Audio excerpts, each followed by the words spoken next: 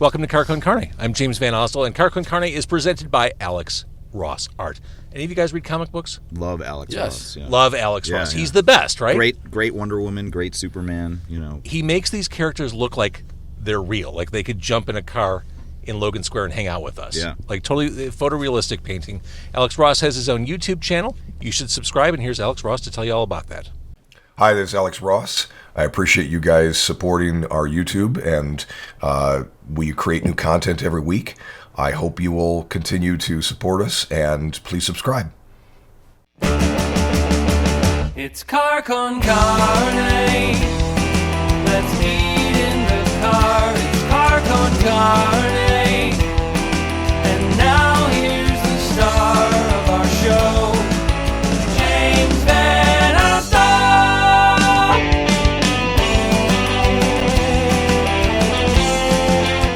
I'm recording this episode on December 1st, and I'm here with the December boys. It's Woolworthy.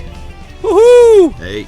Rudy, Rick, and Dave are in the car with me. The band Woolworthy, power pop, pop punk, a band from Chicago that went away for a long time, but now they're back. They're back with this album right here, Electric Heartbreak. Gorgeous vinyl edition. Fantastic return to form for Woolworthy. Mark Doyle, the drummer, will be joining us in progress. Little does he know he's going to be profoundly uncomfortable when he gets in the back seat. But that's what you get for showing up late. We've done lots of weird stuff, so I'm sure he's fine. He'll be fine. Used to it. Yeah. He's cuddled up with Rudy before. So it's been a while since we've all chatted. And it's funny, we have a mutual friend in the Chicago music scene who said, I have a band from Chicago I think you're going to be interested in. And then she shared the name Woolworthy. I'm like, oh, shut the fuck up, of course. Like, what year are we talking? Yeah. I know Woolworthy. I love Woolworthy. In fact, we were all part of this one. Visual Aid. This CD, Local 101 Volume 2. Fun. Q101 put it out back in 99, maybe? Yeah. I produced it. Woolworthy was on it. Caviar was on it. I got on there twice. I was really excited about it. Yeah. Dave made 2 appearances, but we go back a little way. It's a good comp. It is a good comp. It is. Nash Cato was on that. Who else is on? Yeah, Apocalypse Hoboken. That was Nash still Cato, yeah. That was still one of my proudest moments in Chicago radio, was getting that song by Hoboken on the radio, Little Fingers, which is the most vulgar and profane. There's one line in it where Todd Potts says something about, I want to suck a bucket of crud right out of you. I don't think you could do that. Sounds about right. You can't get away with that anymore. Yeah, that sounds about right. That's You probably can't do it anymore either. Well, what's the adage? Write what you know? Yeah. Yeah. So Woolworthy, why'd you go away? Why are you back? Why did we go away? I'm not sure why we went away. It just kind of happened. Had you just at that point petered out? Well, we're talking 2005. So Rudy and I started the band in 94. End of 94. End of 94, 95. If you're watching this, I apologize. Well, there was a few things that were all kind of happening at the same time. When we broke up, we lost the tapes to the recordings that we did. The guys in the band were in other bands as well, and we were just trying to juggle life. Well, you lost the tapes because you just put all that stuff on Bandcamp. Did you find them again? No, different recording. Different recording. Okay. This was the album with Baltazar, right? This is the album with Baltazar at From Engine Menthol? Studios. We did 5 songs. We were working on a record, and the tapes were lost, and that kind of Oh my God. And that kind of hurt our hearts. So, plus other things going on, we just decided to take a break. We never broke up for any reason of we didn't like each other. It wasn't acrimony like I hate you guys. No, We not love at each all. other. There's Well, nothing but lineup love. changes too. Lineup changes were happening. A Right. lot of guitar player. Like Dave was, he was doing Caviar and then another band. Yeah, then After that, we had Alex from Muchacha infamously playing left with the us. band, so. Everyone knows each other. Everyone plays with each other at some point. You stay in the city long enough, you've crossed paths with You know what? everybody. I'd like to think that that entire time that Woolworthy was broken up until right now, it's just like Pro Tools. We just cut that out and paste them together. So that's why this record now is literally just right after the last record. Because that's what it sounds like. So 21 years.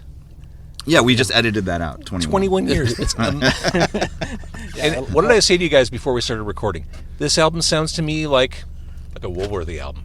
Like, I mean, truly, to follow your metaphor, Dave, I mean, it's like those 21 years didn't happen. Like, this is just the natural next release. Yeah. Yes, and that's why we got back together. Is when I wrote these songs, I realized that these are very Woolworthy type songs. Even though I was in another band, Dave and I were in the Dead On after Woolworthy, and so when I wrote these songs, I thought these songs are for my brothers. I'll put these to the side and wait for the time that we can work on them, and that 2023 became that year. So, Rick and Dave, when Rudy said, check out these songs I wrote, was it just a given that you were jumping back in? Well, initially, when we started to jam, Rudy, it wasn't like, hey, we're getting Woolworthy back together. It was like, hey, do you guys want to jam some songs in my basement? I'm feeling out like just some songs you guys could help me record. I don't know what I'm going to do with I it. think deep down, though, Rudy was yearning. He was yearning for friendship. Always yearning. I was always yearning for that. Craving. Definitely Yeah, could yeah. be. Definitely could be. But And I knew really I could think so, lure them you know? in with the music. So, that was my yeah. plan. But once we got into the songs, I think it was pretty clear. We're like, okay, Yeah. it was Mark, it was me, it was Rudy. All of a sudden, it was Dave. It was, it was like, okay, this is just Woolworthy. I realize you started out in 1995. The band got its name from Woolworth's, a long-departed department store. There are generations now who are listening or watching who don't even get that reference whatsoever. No. Like had you formed like 10 years later, you could have been Moo and Oink, you could have been Dominic's. Yeah. Could have been Dominic. Jules. Dom. Well, we've had a yeah. lot of misspellings with Jules. the name too. Oh, We've yeah. been called Walworthy, right? There's there's been all kinds of. It's a goofy hard stuff. name to say sometimes too. It is. Especially if you're eating taffy. So again, Electric Heartbreak is the album. There are songs of heartbreak on this, I think. There A are lot of them. Sure, there's a few of them. There's some songs of hope. Where are the hopeful songs? Hang on. Well, the Bottle Rocket's a positive song. That's a song about That's true. That's a good one. You've written a couple songs about things that explode. Hand grenade, Bottle bottle rocket. rockets. Yeah. My heart. Well, I think hand grenade is the the heartbreak part of it, because that's basically like a relationship exploding, right? So, Sure. And can we talk about that lead guitar on that song? Yes. That Dave lead guitar? It's amazing. It's so good. Rudy saves. But yeah, this song, Romance, is a hand grenade. Never had a chance to make it, always knew he'd detonate it. Pull the pin on the hand grenade. Yeah. Ripping up Valentine's. But you know what? This song, like every other song, it's a great guitar song. You are a guitar band. And you dial it in so beautifully together. Thank you. I always felt that way too. When we first got together here tonight, our first coming together in like 20 plus years, we're on a side street in Logan Square, and you asked me a lot of questions about what we can and can't do in the car. And I had to, say, this is a sponsored show, we have to be responsible. And someone, I forgot which of you, said, we do have a song on the album called Break the Law with You.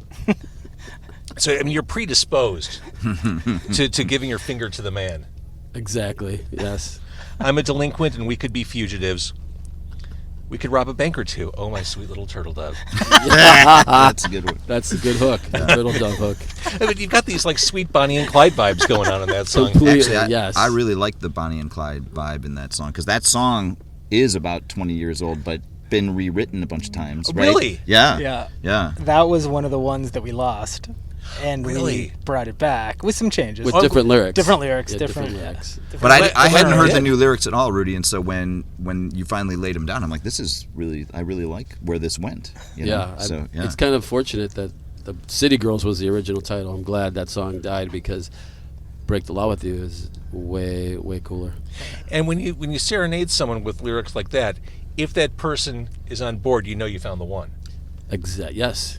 You take her home. That's it. And you go break a law first, and then you take her home. I'm looking at my notes, going back to Bottle Rocket. Sounds more positive than hand grenade. Okay, good. We covered that. That's right. More positive. Yeah. Nobody died in that one. Where have all the Glad girls gone? Again, big guitar riffs on this. What's a Glad girl? Well, that song, it's obvious. I ripped it off the title from The Glad Girls by Guided by Voices. And, in their song, they say, glad girls, they get you high. They're always fun to be around. And so when I was writing that song, I was like, where are these girls? Because they seem to be gone from Chicago. So this was my anthem to talk about bringing them all back. So James, I asked the exact same question in the studio. I'm like, what is a glad girl? And he said, there used to be all these cool chicks at the shows. I'm like, they're all married with kids. That's where they are. That's where they went. They're at home. But just in general, whenever I go out, I just don't see the cool rock chick around anymore. That whole identity is gone, and so this song is an ode to them. They moved to L.A. I'm trying to bring them out of the. I know they're out there. You just got to pull them out of the. They moved to woodwork. Naperville. I hope not. They're asleep. They're in Schaumburg. Nothing wrong with Schaumburg. I'm No. going to IKEA this weekend. I love a good Lingonberry soda. Speaking of the suburbs, James, I heard from someone you have a sandwich named after you I do. out in the burbs Out somewhere? in McHenry. So it's Yeah. about from where we are right now. It's about 5,000 miles. Okay. But I know yeah, where McHenry is. Yeah, it's a hike. It's worth it. It's a special, and it comes back when the need arises. Yeah. It gets pressed into Is service. it called the place is JVO? good. It is called the JVO. Wow. What's in it? I'm so glad you asked.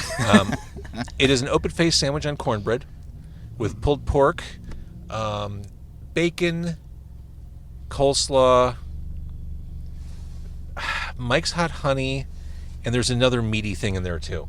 I'm getting hungry. That Right. sounds like a Sounds hand good. grenade for your heart, It absolutely is. and delicious. I talk about this a lot.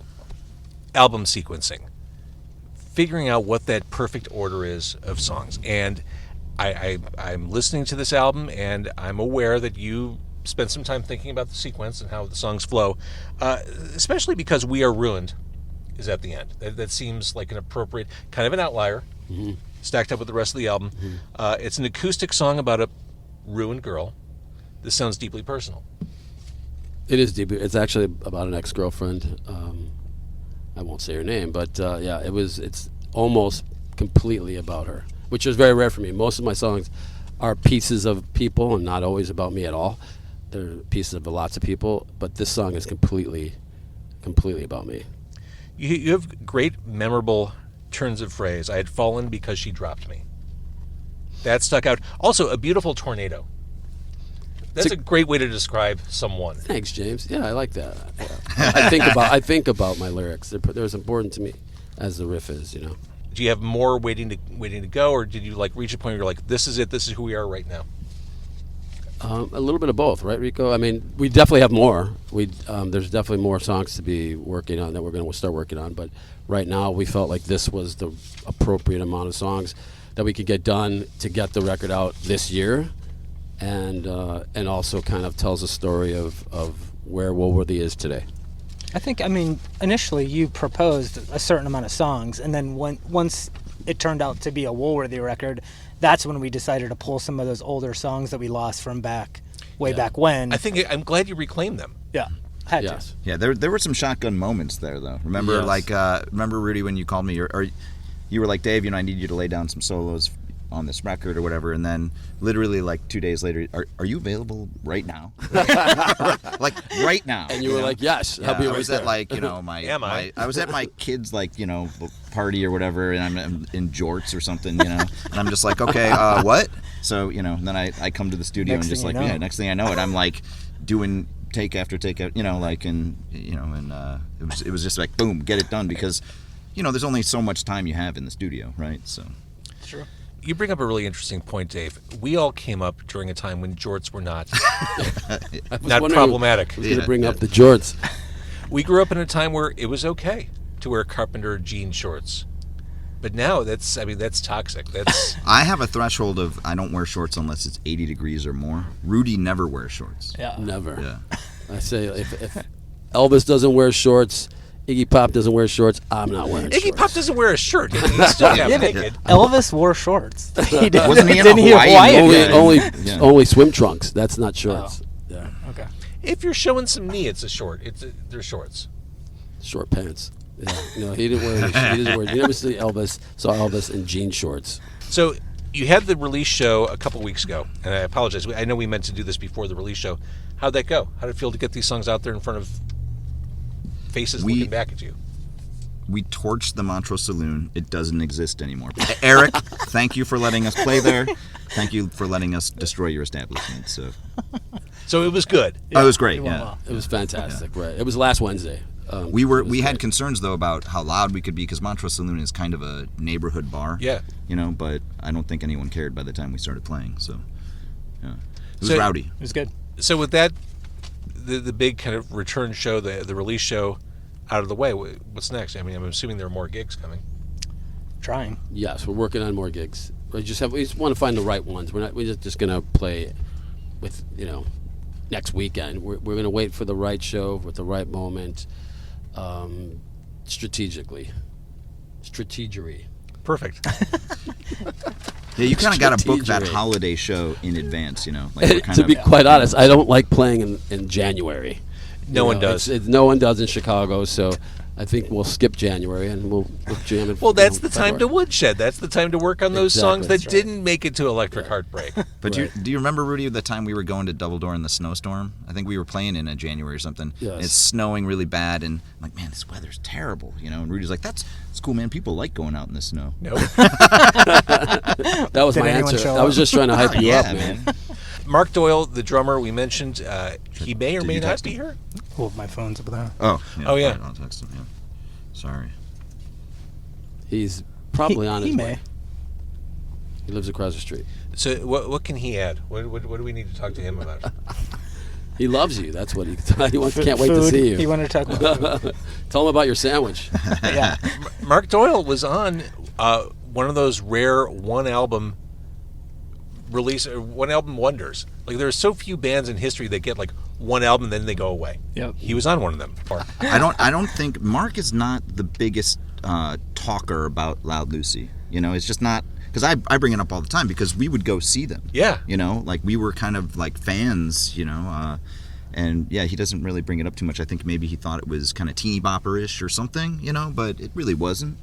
It was cool. Well, what do you remember about that period, that era? I mean, because for those who weren't in it, even for those who were, there was kind of a mythological, almost Camelot perception of Chicago back then. Well, it was a scene. It was an actual scene. I mean, it was similar to Seattle. Like there was, you had your waves of bands. You had your Pumpkins and your Urge Overkills and your Liz Phair's, and then all of a sudden, there's a huge signing wave, and then you get the Popes and the Triple Fast Actions, etc. Right. And then then people like myself were like, well, I gotta be in Chicago. But I'm in college at the time, so not in Chicago. So I'm just like, well, I got to move there. That's where stuff is happening, So I met Mark at an Urge Overkill show at NIU, like before they were even signed. Yeah. That's cool. Yeah, it was. He remembers. I remember. We were just hanging out before the show. They were not signed yet, but I think they were getting courted by Geffen, and that's why they were opening for Urge at the show. Like 35 years later, yeah, it was you're a in a long band time together. Yeah. Right. So I was privy to the band, and Rudy, you knew the band too, just from being in the city, right? Yeah, I was a fan, and I met Mark at Thurston's at a Loud Lucy show, and he lost his hat, and he was looking. I saw him, in the back couch that was upstairs, looking for his hat. And I was like, "Hey, man, can I help you find your hat?" And he was really freaking out because he needed this hat after his show. So I found his hat for him, and we became buddies because of that. Maybe the hat gives him his powers. It must. It was like because he had really curly hair, and he needed to put his hair down after his set. And then I saw them several times after that, and then ran into him at the Double Door at a show when he wasn't in a band, and asked him to join Woolworthy, and he jumped on it. That's great. Well, it's a tight band. Again, the album Electric Heartbreak. It's streamable, of course. It's way cooler if you get it on vinyl. Hey, Mark. Hey. Surprise party. Hey, it's warm in The big guy. Ladies and gentlemen, Mark Doyle of the band Woolworthy. At last. Hey, James. Last. How's it going? Nice to see you. There he Nice to is. see you too. Wait, did you kick Dave out? I did. We were having such a nice time with him. It only can swap fits back 3 guys. You guys could have crammed in here. I can ask him. He could sit in my lap. Oh, now he looks No. sad. Dave, come back. You want to try to squeeze in? He's on his phone. He's sad and forlorn. How are you doing, Mark? I'm doing good. We've already talked at length about the band and the album, so good night. All right. But what I was saying, I've said it now a couple times. My first thought listening to this album is, yeah, it sounds like Woolworthy. Yeah. Not missing a beat whatsoever. I think it's our best record we've ever done. Where we were musically then is we couldn't have put this record out then. You know, this like Rudy had a lot of these ideas floating around in his head, and the original. I don't know if you guys talked about this, but the original idea was we weren't going to get Woolworthy back together. We were just going to record, work on each some going to songs. record a couple Yeah. songs with them. Yeah. And it wasn't until we started playing that we're like, oh, this really feels like the old The magic. Yeah. Yeah. I know none of us said anything at the time. We just kind of, I mean, maybe a little bit. And then once we got in the studio, I think it was Jeff Dean was No, like, it dude. was before the was studio. before that, yeah. Yeah, Rick he and was I like- talked about it, yeah, and he's we like- were like, "This is what." Jeff we gotta Dean, the do. mayor of Morton Grove. Yeah. Correct. Yeah. He was like, why don't you just, he's like, why don't you just have Doyle do all the drums instead of trying to set up, 2 or 3 drum sets and then like a week or two before, it just really felt like it was a Woolworthy record. And And yeah. it is. And now And it is because No, these it songs is. were written for Woolworthy, in my heart. I love it. All right, the new album is available now. It is streamable. It is Electric Heartbreak. Don't look for this band on stage when it's snowing out. It's not going to happen. But once the weather clears up in Chicago, we can see you on stage once more. I am so like, I'm jazzed that we're doing this again decades later.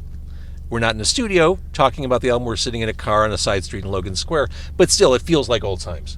It sure does. And you were such a big proponent or a supporter of Woolworthy, even back on our first record, our first demos. You would put them on Q101, and thank you for that. You called my landline for that local 101. I did? Yeah, you called me up.